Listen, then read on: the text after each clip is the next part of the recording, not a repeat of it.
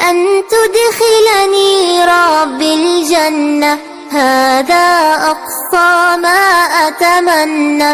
أن تدخلني ربي الجنة، هذا أقصى ما أتمنى. لا حول ولا قوة إلا بك يا ذا القوة يا مولاي. لا حول ولا قوة إلا بك يا ذا القوة